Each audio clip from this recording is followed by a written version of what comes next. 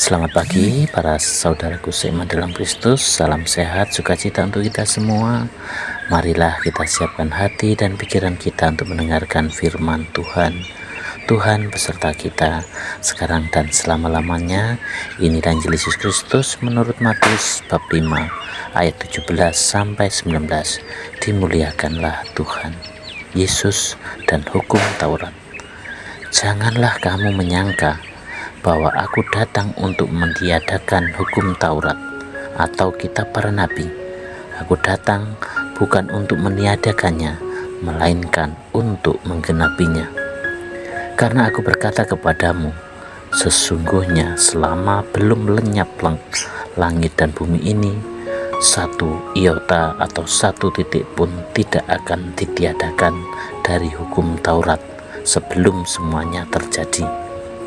Karena itu, siapa yang meniadakan salah satu perintah hukum Taurat, sekalipun yang paling kecil, dan mengajarkannya demikian kepada orang lain, ia akan menduduki tempat yang paling rendah di dalam kerajaan surga. Tetapi siapa yang melakukan dan mengajarkan segala perintah-perintah hukum Taurat, ia akan menduduki tempat yang tinggi di hadapan kerajaan surga. Demikianlah sabda Tuhan, terpujilah Kristus. Selamat pagi saudaraku seiman dalam Kristus. Tema renungan kita hari ini adalah hukum Tuhan sebagai jalan hidup. Saudara-saudara yang terkasih dalam Kristus, seringkali kita berpikir bahwa ajaran Yesus membawa sesuatu yang benar baru dan menggantikan hukum-hukum lama. Namun dalam Injil hari ini Yesus dengan jelas mengatakan bahwa ia datang bukan untuk menghapus hukum Taurat, tetapi untuk menggenapinya. Sebenarnya apa maksudnya?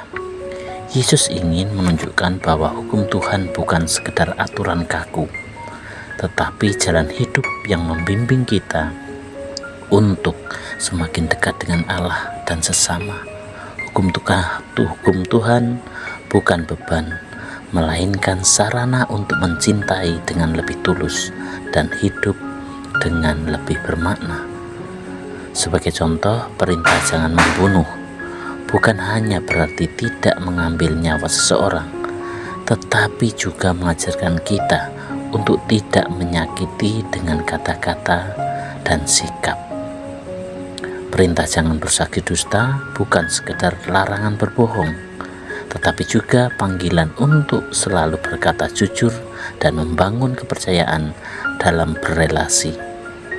Saudaraku seiman dalam Kristus, Yesus menggenapi hukum dengan memberi makna yang lebih dalam bahwa segala aturan yang diberikan Tuhan bertujuan untuk membimbing kita dalam kasih. Kita diajak bukan hanya sekedar menaati hukum secara harafiah, tetapi memahami maksud sejatinya, yaitu hidup dalam kebaikan dan cinta kasih.